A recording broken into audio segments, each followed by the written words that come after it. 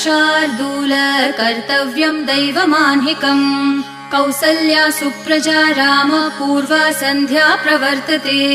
उत्तिष्ठ नरशार्दूल कर्तव्यं दैवमान्हिकम् उत्तिष्ठोत्तिष्ठ गोविन्द उत्तिष्ठ गरुडध्वज